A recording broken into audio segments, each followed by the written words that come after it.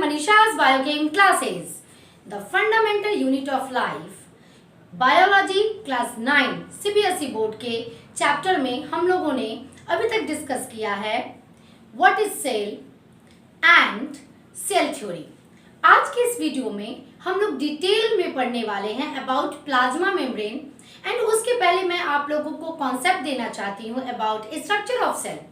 वैसे तो structure of cell के बारे में आप लोगों ने 8th क्लास में भी पढ़ रखा होगा, तो एक बेसिक कॉन्सेप्ट ये होता है क्योंकि 9th क्लास में आने के बाद आप लोगों के सेल के हर एक कंपोनेंट, हर एक ऑर्गेनल्स का डिटेल स्ट्रक्चर स्टडी करना होता है। तो पहले तो मैं बेसिक स्ट्रक्चर आप लोगों का क्लियर कर दूं। क्या होता है सेल? सेल क्या होता है? The structural and functional unit of all living organisms. Clear? ये तो मैंने लास्ट वीडियो में भी आप लोगों को बताया था। तो एक सेल का स्ट्रक्चर होता है just like a ball, just like a balloon. आप एक इमेजिन कीजिए, आजकल मार्केट में फ्रिक्वेंटली मिलते हैं इस तरह के बैलून। एक बड़ा बैलून होता है और उसके अंदर एक छोटा सा बैलून डाला हुआ रहता है। And you have to imagine कि ये दोनों बैलून में पानी भरे हुए हैं, कुछ थ्रेड्स डाले गए हैं एंड सम पार्टिकल्स जो थर्मोकोल बॉल्स आते हैं, लेट अस सपोज वो डाला गया है। And overall this is the structure of a cell. एक बड़ा बैलून, उसके अंदर एक छोटा बैलून, इस पूरे के अंदर लिक्विड भरा हुआ हो और कुछ कुछ पार्टिकल्स इसमें फ्लोट कर रहे हो। This is the basic structure of a cell, जिसमें आउटर बैलून का जो मेम्ब्रेन हुआ, this is known as cell membrane और प्लाज्मा मेम्ब्रेन। प्लाज्मा मेम्ब्रेन, मैं बेसिक कॉन्सेप्ट आप लोगों को दे रही हूं। पूरा जो लिक्विड अंदर भरा हुआ है, अब अंदर इट मीन्स कि इस छोटे वाले बैलून के अंदर भी और इस बड़े वाले बैलून के अंदर भी जो लिक्विड भरा हुआ है, this is together called protoplasm. Protoplasm वो लिक्विड होता है जिसके अंदर सारे के सारे सेल्स की एक्टिविटी होती है। सारे सेल ऑर्गेनल्स रहते हैं, केमिकल्स रहते हैं, बहुत सारे मटेरियल्स उसमें रहते हैं। और जब एक प्रोटोप्लाज्म सेल के अंदर रहता है तभी वो सेल लिविंग कहलाता है। यदि कोई आपसे ये क्वेश्चन पूछे कि कोई एक सेल का सारा स्ट्रक्चर हो, उसका प्लाज्मा मेम्ब्रेन भी हो, उसमें सारे के सारे सेल ऑर्गेनल्स भी हो, उसका क्रोमोसोम भी हो, बट उसका प्रोटोप्लाज्म नहीं हो, तो क्या वो सेल लिविंग कहलाएगा? No, never. वो सेल कभी भी लिविंग नहीं कहलाएगा। तो यदि प्रोटोप्लाज्म है तो कोई भी सेल लिविंग कहा जाता है। क्लियर? अब ये प्रोटोप्लाज्म, चूंकि अंदर भी एक बैलून मैंने कहा कि रखा हुआ है, तो इसका भी तो कोई मेम्ब्रेन होता होगा। तो इस मेम्ब्रेन के कारण प्रोटोप्लाज्म दो भाग में डिवाइडेड हो गया। Clear? The outer one is known as cytoplasm and the inner one is known as, जो अंदर छोटे वाले बैलून में है, this is known as nucleoplasm. It means cytoplasm plus nucleoplasm together form protoplasm. Is that clear? Clear? चलिए, अब तो ये हो गई लिक्विड की बात। तो अभी तक हम लोगों ने क्या क्या देखा कि सेल का जो आउटर कवरिंग है वो है सेल मेम्ब्रेन, उसके अंदर जो लिक्विड या फ्लूइड जो भरा हुआ है वह है protoplasm, which is divided into cytoplasm and nucleoplasm. अंदर जो छोटा वाला बैलून है, this is known as nucleus. अब न्यूक्लियस के अंदर क्या होता है, किस तरह से अरेंज होता है, ये मैं इसके बाद वाले टॉपिक में, इट मीन्स कि अब तो पूरा का पूरा सेल ही आप लोगों को पढ़ना है। तो जो भी टर्म्स मैं बता रही हूँ उसका डिटेल आप लोगों को पढ़ना ही है। This is nucleus. क्लियर? अब जब माइक्रोस्कोप के अंदर इस सेल को देखा जाता है, either we use compound microscope और इलेक्ट्रॉन माइक्रोस्कोप, तो जब सेल को किसी माइक्रोस्कोप के अंदर देखा जाता है तो अंदर बहुत सारे छोटे छोटे डिफरेंट टाइप के स्ट्रक्चर्स आपको नजर आते हैं। And all these structures are known as cell organelles. जो भी भी आपको नजर आ रहा है उसे हम लोग एक साथ मिलाकर कहते हैं cell organelles. As for example जो आप लोगों ने 8th क्लास में पढ़ा था, mitochondria, Golgi complex, endoplasmic reticulum and nucleus also itself. बहुत सारे ऐसे सेल ऑर्गेनेल्स हैं और इस क्लास में आप लोगों को सभी का डिटेल पढ़ना है। तो आज के इस वीडियो में मैं स्पेशली डिस्क्राइब करने जा रही हूँ स्ट्रक्चर ऑफ प्लाज्मा मेम्ब्रेन। चलिए अब हम लोग पढ़ते हैं about detail structure of plasma membrane. Cell के आउटर कवरिंग को कहा जाता है प्लाज्मा मेम्ब्रेन। बिल्कुल उसी प्रकार से मान लिया कि एक कमरा है और इस कमरे का आउटर कवरिंग कौन है, इसका प्रोटेक्टिव लेयर कौन होता है, वॉल। वॉल किसी भी कमरे को प्रोटेक्ट करने का काम करता है।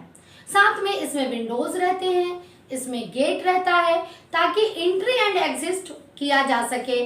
कोई पर्सन आए, कोई पर्सन जाए, कोई एनिमल आए या जाए, हवा आए या जाए, पानी आए या जाए, समथिंग लाइक दैट, कोई भी मटेरियल आना जाना करे। बिल्कुल उसी प्रकार से किसी भी एक सेल का आउटर कवरिंग कौन है, प्लाज्मा मेम्ब्रेन। तो what is plasma membrane? Plasma membrane is semi permeable and selective permeable membrane which cover a cell in outer fashion या एक्सटर्नली वो एक सेल को कवर करता है। अब जो एक्सटर्नली किसी चीज को कवर करेगा वो उसे प्रोटेक्ट भी करेगा, एक्सटर्नल इन्वायरमेंट से उसे अलग भी कर देगा। तो इस तरह से सेल मेम्ब्रेन का different type of definitions different type of books में हम लोगों को देखने के लिए मिलता है, परंतु उसमें ये दो टर्म जरूर लिखे रहेंगे, semi permeable and selective permeable. तो पहले ये है क्या, इन दोनों टर्म को समझना जरूरी है। क्लियर? तभी आपका कॉन्सेप्ट क्लियर हो पाएगा। Semi, what is the meaning of semi? Semi means half, semi circle. Clear? Semi means half. What is the meaning of selective?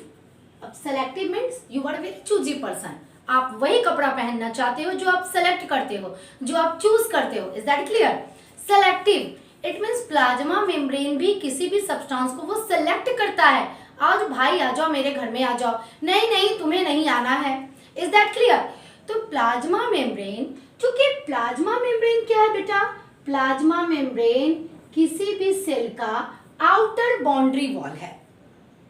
अब सेल को जिंदा रहने के लिए बहुत सारे रिक्वायरमेंट्स की जरूरत होती है। साथ में सेल के अंदर बहुत सारे ऐसे वेस्ट मटेरियल बनते हैं या बहुत सारा ऐसा प्रोडक्ट बनता है जो सेल के बाहर जाना जरूरी होता है।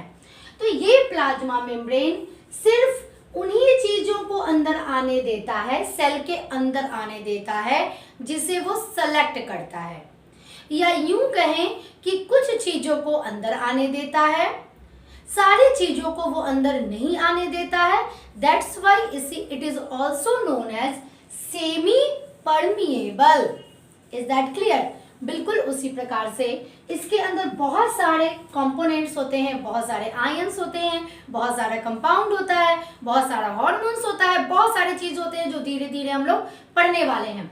तो अंदर से बाहर भी बहुत सारी चीजों को आने की आवश्यकता होती है। तो ये प्लाज्मा मेम्ब्रेन सिर्फ उन्हीं चीजों को बाहर भेजता है जिसे वो सेलेक्ट करता है, यानी जिसकी जरूरत बाहर होती है, या उसी चीज को अंदर आने का परमिशन देता है जिसकी जरूरत इसके सेल को होती है। It means it regulate entry and exit of molecules और components, clear, in the cell और outside the cell respectively. Is that clear? तो अब समझ में आ गया what is the meaning of permeable? Permeable, what is the meaning of permeability? Clear?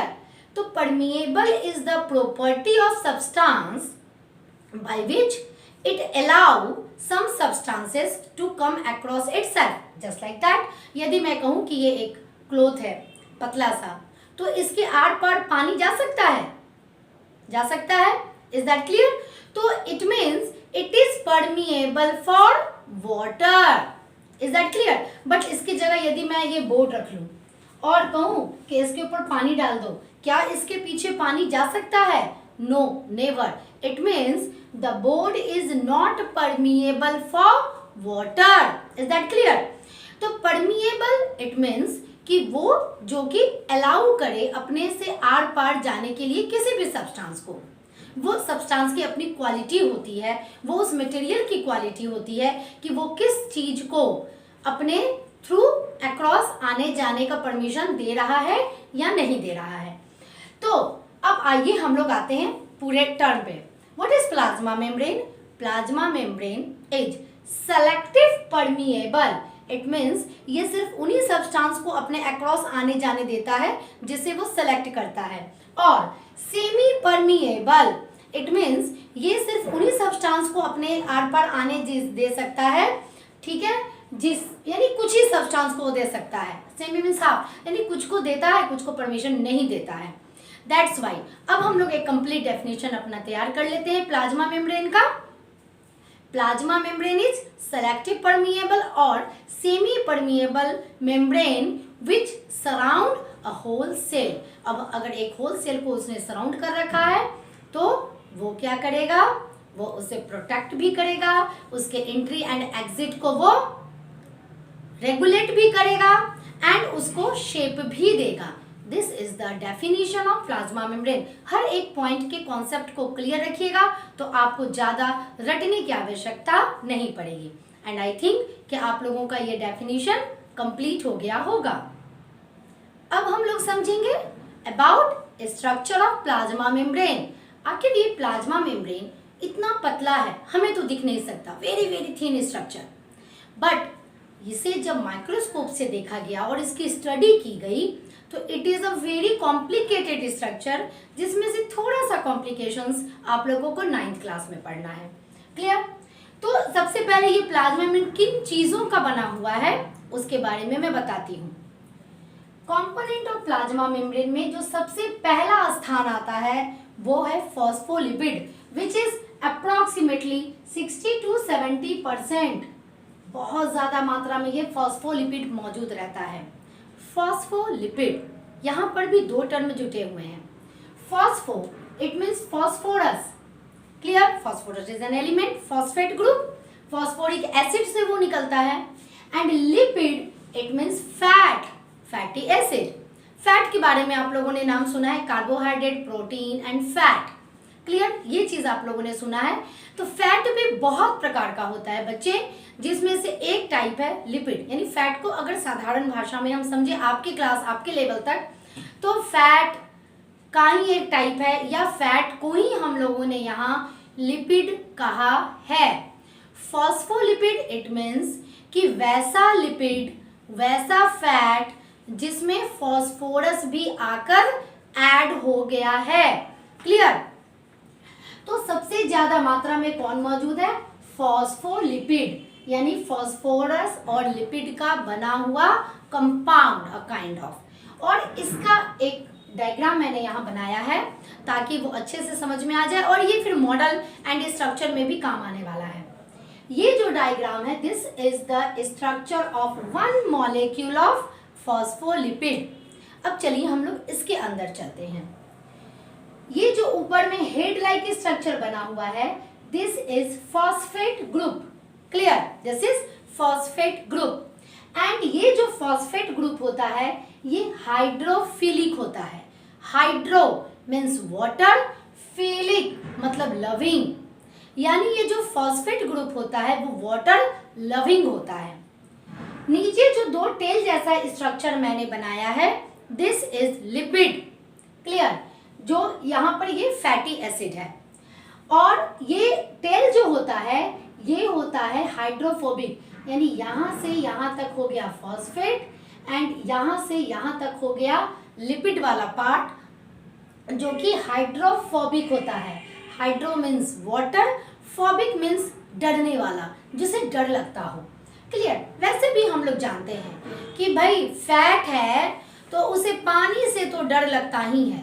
कभी भी आप किसी भी टाइप के फैट को वाइल ले लो और उसे पानी में डाल दो, क्या वो मिसिबल है पानी में? सोचिए और कमेंट सेक्शन में मुझे आप इसका जवाब दीजिएगा। क्या वाइल मिसिबल है पानी में? Is that clear? ना, मुझे इंतजार रहेगा आपके आंसर का।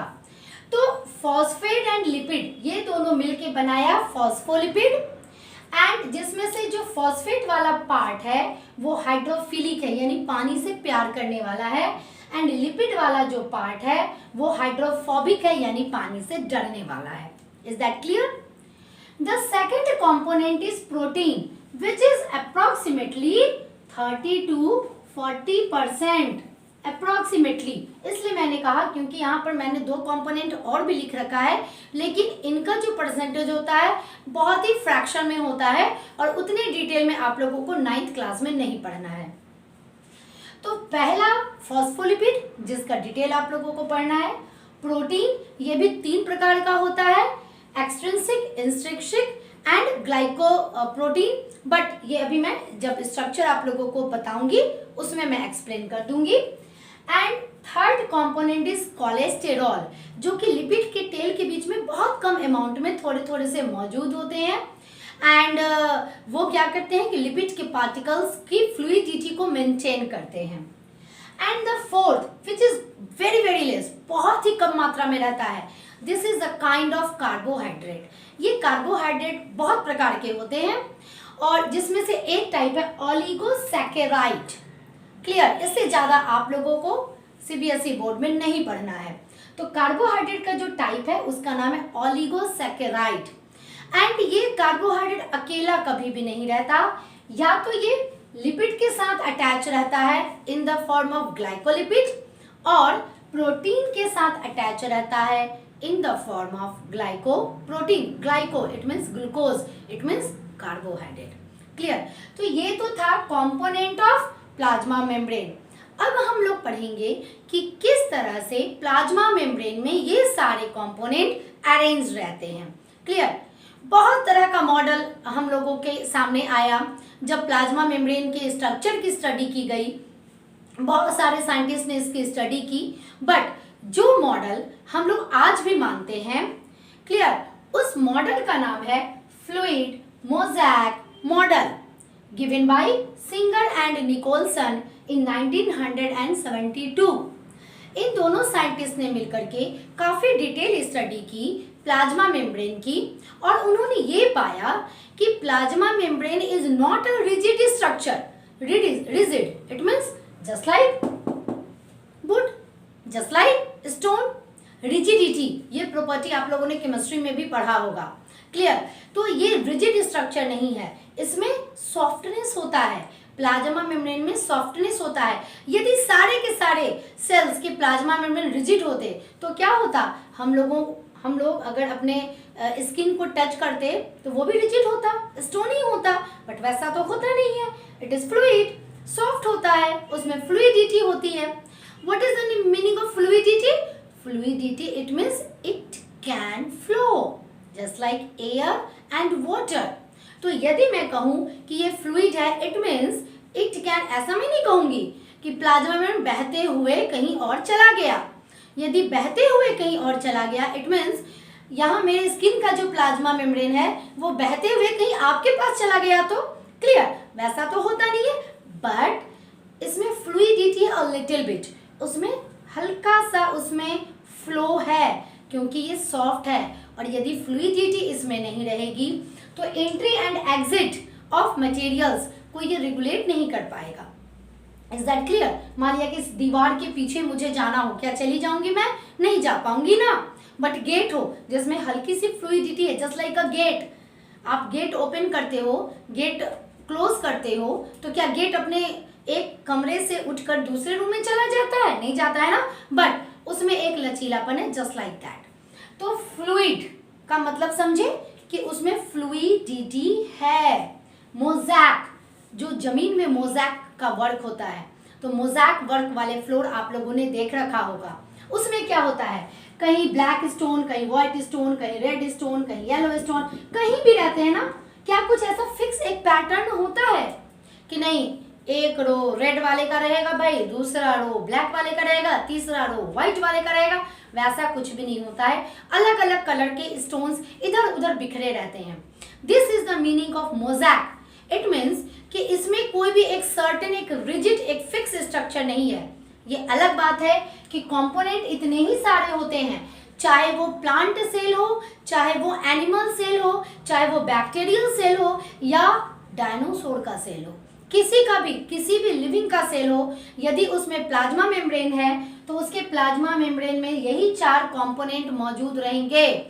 बट वैसा नहीं है कि जो डायग्राम मैं अभी बनाऊंगी आपको हूबहू वैसा ही डायग्राम दिखाना होगा एग्जामिनेशन में। नेवर। आप सिर्फ कॉन्सेप्ट को क्लियर रखिए और अपना डायग्राम खुद बनाइए। क्लियर? तो चलिए मैं एक्सप्लेन करने जा रही हूँ। Fluid mosaic model by drawing a diagram, और मैं इसलिए आपके सामने ड्रॉ कर रही हूँ ताकि आप भी ड्रॉ करना सीख लीजिए। क्लियर? अब आपको करना क्या है, जैसे मैं बना रही हूँ आप बिल्कुल वैसे ही बनाइएगा। ये अलग बात है कि आप प्रोटीन के प्लेसेस को अपने मन से, अपनी इच्छा के हिसाब से आप अलग अलग कर सकते हैं, क्योंकि ये मोज़ेक वर्क होता है इसमें। प्लाज्मा मेम्ब्रेन ने, गॉड ने मोज़ेक वर्क यहाँ पे कर रखा है। तो सबसे मेन और इम्पोर्टेंट हमारा क्या कंपोनेंट है भाई? This is phospholipid. अब मैंने जैसा कहा कि फॉस्फोलिपिड में जो फॉस्फेट ग्रुप है वो हाइड्रोफिलिक है, एंड जो लिपिड वाला पार्ट है यानी जिसका टेल है वो हाइड्रोफोबिक है। Is that clear? अब एक सेल की बात मैं कहूँ, या हमारे बॉडी में जितने भी सेल्स है, किसी भी लिविंग की बॉडी में जितने भी सेल्स है बेटा, कहीं भी कुछ भी हवा में नहीं लटका हुआ है। कोई भी चीज हमारी बॉडी के अंदर ड्राई नहीं है, वो देखने से लगता है कि अच्छा यहाँ ड्राई है। क्लियर? कहीं भी कुछ भी ड्राई नहीं है।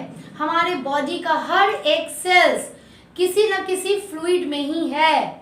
साथ में एक सेल के अंदर प्रोटोप्लाज्म है, वो भी तो फ्लूइड है, वो भी तो लिक्विड है, उसमें भी वाटर है। क्लियर? तो यदि मैंने यहाँ एक प्लाज्मा मेम्ब्रेन ड्रॉ किया, दिस इज प्लाज्मा मेम्ब्रेन। चलिए मैं इसका थोड़ा सा थिकनेस बढ़ा दूं, क्योंकि अब हम लोग धीरे धीरे थिकनेस ज्यादा करेंगे तभी तो उसके अंदर जाकर के पढ़ सकेंगे। This is outside the cell, outside the cell, and this is let us suppose inside the cell. Clear? ये एक पूरा का पूरा सेल है, और आउटसाइड द सेल है, इनसाइड द सेल। यहाँ भी आउटसाइड द सेल में भी लिक्विड है, लिक्विड है, फ्लूइड है। इट मीन्स कि वहां कोई ना कोई सॉल्यूशन है, वाटर वहां है। Clear? And inside the cell भाई जो हमारा प्रोटोप्लाज्म था, it is also a kind of liquid, it is also a kind of solution, it is also a kind of fluid. Clear? It means plasma membrane के दोनों के दोनों तरफ water है, तो बेचारा ये लिपिड का जो टेल है, जो फैटी एसिड है, जिसे पानी से लगता है डर, वो कहाँ जाए? उसे छुपने की तो कोई जगह नहीं है, क्योंकि भाई उसे टेल है, वो अ kind of oil, a kind of fat, उसे तो पानी से डर लग रहा है, तो वो क्या करता है? अपने आप को प्रोटेक्ट करता है कि नहीं बाबा मुझे कवर अप कर लो, मुझे पानी से डर लगता है, बाप रे ऊपर भी पानी नीचे भी पानी, मैं कहाँ जाऊं? तब वो क्या करता है? ये जो लिपिड का मॉलिक्यूल है, फॉस्फोलिपिड है, वो कुछ इस प्रकार से अपने आप को अरेंज कर लेता है। अब क्या हुआ? आउटसाइड द सेल, मैं यहाँ ज्यादा नहीं लिख रही हूँ क्योंकि फिर डायग्राम बनाऊंगी तो आप लोगों को दिक्कत होगा। आउट लिखा, it means outside the cell, and this is inside the cell. Clear? दोनों तरफ पानी है, तो फॉस्फोलिपिड ने अपने हाइड्रोफोबिक बेचारे टेल को बचाने के लिए क्या किया? बोला बेटा तू अंदर आ, मैं अगल बगल, मुझे तो पानी से प्यार है, मैं पानी से प्यार करूंगा और तू इस तरह से अरेंज हो जा। क्लियर? ये मैं इरेज कर दे रही हूँ। इनफैक्ट आई थिंक कि मुझे सिंगर एंड निकोलसन मिटा दूं। ये तो सिर्फ साइंटिस्ट के नाम है, आपको बेसिकली फ्लूइड मोज़ेक मॉडल करना है, पढ़ना है। Clear? This is outside the cell. तो इस तरह से फॉस्फोलिपिड ने अपने आप को अरेंज किया, यानी एक लेयर इस तरह से, आपको जितना मन करे उतने लॉलीपॉप्स आप बना लो इसके, जितना मन करे बेटा, जितनी मन करे उतने बनाओ। क्लियर? और कुछ जगह छोड़ दो, फिर बना लो, जितना मन करे उतना बनाइए आप। ऐसा कुछ नहीं है कि मैंने यहाँ 5 बनाया और 3 बनाया तो आप भी वैसा ही बनाओ, आपकी मर्जी। फिर कुछ जगह छोड़ दो, आपकी मर्जी, और फिर से कुछ इस तरह से आप लॉलीपॉप्स अपने बना लो, यानी these are फॉस्फोलिपिड्स। अब चूंकि बाई लेयर है तो ये सारे के सारे इस तरह से बाई लेयर्स ही बनाएंगे। जहां जहां आपने बनाया है वहां वहां आप इसके डबल लेयर्स यूं सटा करके बनाते जाओ। सटाकर के बनाना, अलग अलग नहीं होने चाहिए। क्लियर? अब this is one layer of phospholipid and this is second layer of phospholipid, that's why this is known as bilayer of phospholipid. अब क्लियर हुआ हमारा बेसिक स्ट्रक्चर प्लाज्मा मेम्ब्रेन का कैसा है? Bilayer of phospholipid. क्यों इसने bilayer बनाया? ताकि ये अपने हाइड्रोफोबिक टेल को प्रोटेक्ट कर सके, क्योंकि outside the cell and inside the cell दोनों तरफ पानी तो है ही। Is that clear? तो इसने, अब आप इसे पूरा कलर कर लेना, जैसे भी आपकी मर्जी हो वैसा बना लेना सुंदर सा। क्लियर? चलिए, तो this is bilayer of phospholipid. ऐसा नहीं सोचना कि मैम आपने एक कलर किया बाकी छोड़ दिया। तो हम लोग भी क्या एग्जाम में, बहुत सारे बच्चे ऐसा करते हैं बेटे कि एग्जाम में हम लोग क्या करेंगे भाई, सारे को कलर करेंगे नहीं। हमारे पास एक्चुअली टाइम थोड़ा कम है और आप लोगों को कम समय में ही क्लास लेना है, इस वजह से मैं अच्छे से कलर नहीं कर रही हूँ। आपकी मर्जी, आप कलर करो या ना करो, you have to arrange only bilayer of lipid. Is that clear? अब बारी आती है प्रोटीन की। प्रोटीन किस तरह से अरेंज है? तो प्रोटीन 3 प्रकार का होता है। पहला, कुछ प्रोटीन क्या करते हैं, पूरे होली, पूरे के पूरे इमर्स्ड होते हैं पूरी प्लाज्मा मेम्ब्रेन में, ऊपर से नीचे एकदम मौजूद रहते हैं। ठीक है, यानी दोनों बाइलेयर में ये मौजूद रहते हैं, अंदर धंसे हुए रहते हैं। ठीक है, Holi embedded in lipid bilayer. This is known as intrinsic protein, जो पूरी तरह से अंदर धंसे हुए हैं। और यही वो हैं जो कि चैनल बनाते हैं जिससे कोई सब्सटेंस बाहर से अंदर या अंदर से बाहर जा सके। क्लियर? ये जो गेट बनाते हैं जिसके अंदर बाहर वो जा सके, वो यही होते हैं इंट्रिंसिक प्रोटीन। कुछ प्रोटीन क्या होते हैं कि थोड़े से अंदर धंसे हुए हैं और थोड़े से बाहर हैं, पूरी तरह से नहीं धंसे हुए हैं। ठीक है, कुछ ऐसा नहीं है कि इसी डायरेक्शन में हो सकता है कोई प्रोटीन मेरा यहाँ हो, थोड़ा सा कवर अप किया गया हो। ठीक है, और यहाँ पर फिर एक लिपिड है, कहीं गेट नहीं है, कहीं कुछ चैनल नहीं छूटा हुआ है, वो एक साथ ही सारे के सारे हैं मौजूद। Is that clear? This is sorry this is also intrinsic protein, जो पार्शियली और होली एम्बेडेड है लिपिड बाइलेयर में, उसे इंट्रिंसिक प्रोटीन कहते हैं। सेकेंड टाइप ऑफ प्रोटीन जो है वो क्या है, या तो प्लाज्मा मेम्ब्रेन के छोटे छोटे टुकड़ों में बाहर है या प्लाज्मा मेम्ब्रेन की अंदर की तरफ है, दोनों साइड में कैसे भी मौजूद हो सकते हैं। हल्का सा वो अटैच है इससे, हल्का सा यानी टच किए हुए हैं और ये प्रोटेक्टिव लेयर बना रहा है। This is x, in means अंदर और एक्स मीन्स बाहर, एक्सट्रिंसिक प्रोटीन। अब क्लियर हुआ? 2 तरह के प्रोटीन मैंने आपको बताया। तीसरा तरह का protein, it is nothing.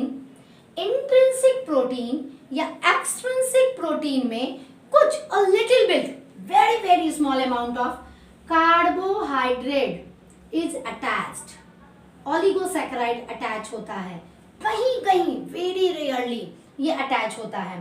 This is, अब इसी जगह पर इसी इंट्रिंसिक प्रोटीन को, चूंकि उसमें ग्लूकोज यानी a kind of carbohydrate oligosaccharide attach हो गया, दैट्स व्हाई यही हो जाता है हमारा ग्लाइकोप्रोटीन।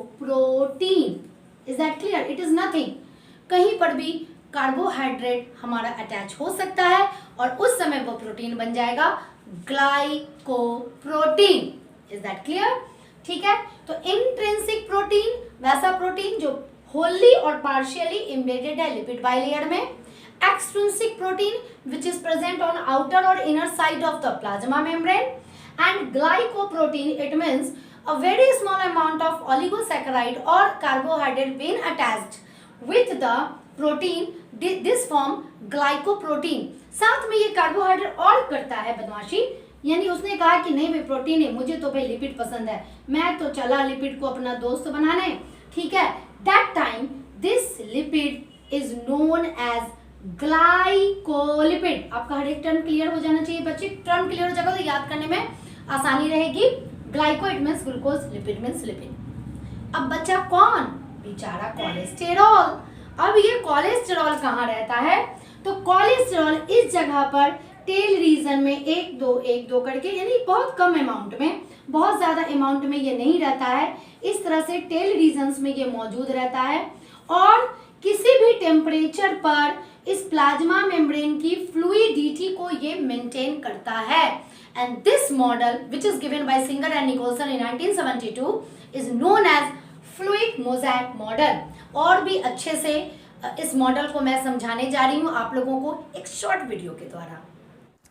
ये है प्लाज्मा मेम्ब्रेन जो सेल के इनसाइड कंपार्टमेंट को आउटसाइड वाले एरिया से सेपरेट करता है, इसे प्रोटेक्ट करता है, साथ में ट्रांसपोर्ट ऑफ सब्सटेंसेस को भी रेगुलेट करता है। इस वीडियो में हम लोग पढ़ेंगे अबाउट फ्लूइड मोज़ेक मॉडल कि किस तरह से different component of cell arrange रहते हैं एक प्लाज्मा मेम्ब्रेन के अंदर।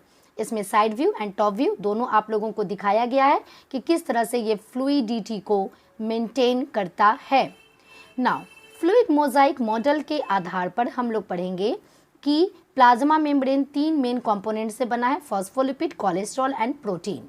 फॉस्फोलिपिड जो कि मेन कंपोनेंट होता है प्लाज्मा मेम्ब्रेन का, और एक मॉलिक्यूल ऑफ फॉस्फोलिपिड में दो अपोजिट नेचर के सब्सटेंसेस मौजूद रहते हैं। एक फॉस्फेट जो कि हाइड्रोफिलिक नेचर का होता है and the second one is fatty acid जो कि हाइड्रोफोबिक नेचर का होता है। Hydrophilic it means water loving जैसा मैंने बताया, एंड हाइड्रोफोबिक वाटर हेटिंग। और इसके इस अपोजिट नेचर के कारण फॉस्फोलिपिड फ्लूइड मोज़ेक मॉडल के अनुसार प्लाज्मा मेम्ब्रेन में बाइलेयर बनाते हैं जिसमें फॉस्फोलिपिड वाटर को अट्रैक्ट करता है एंड फॉस्फोलिपिड का जो फैटी एसिड का लेयर होता है वो वाटर को रिपेल करता है। Second one is cholesterol. ये cholesterol fluidity of plasma membrane को कंट्रोल करता है, मेंटेन करता है, just like a lever. Clear? And the third one is protein which is of 3 types. Number 1 is integral protein या intrinsic protein, और ये एक चैनल बनाता है जिसके through substances inside the cell और आउटसाइड द सेल ट्रांसपोर्ट होते हैं। Second one is peripheral protein या एक्सट्रिंसिक प्रोटीन जो कि मेंटेन करता है ट्रांसपोर्ट ऑफ सब्सटेंसेस को और भी बहुत सारे केमिकल रिएक्शंस में पार्टिसिपेट करता है। थर्ड वन इज ग्लाइकोप्रोटीन जो रिसेप्टर का काम करता है। इस प्रकार से हमने देखा कि किस तरह से फ्लूइडिटी है हमारे फ्लूइड मोज़ेक मॉडल में और किस प्रकार से प्लाज्मा मेम्ब्रेन सेपरेट कर रहा है हमारे इनसाइड द सेल के सब्सटेंसेस को, और देखिए किस प्रकार से इसके अक्रॉस सब्सटेंसेस फ्लो कर रहे हैं। आई थिंक इस इंटरेस्टिंग वीडियो से आप लोगों का कॉन्सेप्ट और भी क्लियर हो गया होगा। तो आज के इस वीडियो में बस इतना ही। इसका फंक्शन यानी फंक्शन ऑफ प्लाज्मा मेम्ब्रेन के लिए मैंने पहले से ही अपना वीडियो बना रखा है। क्लियर? तो आप लोग इस वीडियो के बाद आप उसे देख सकते हैं एंड इस टॉपिक का नोट्स मेरे आज के इस वीडियो के डिस्क्रिप्शन बॉक्स में आप लोगों को मिल जाएगा। तो बने रहिए मेरे साथ, और आज के इस वीडियो में इतना ही। नेक्स्ट वीडियो में मिलती हूँ नेक्स्ट टॉपिक के साथ। Till then bye.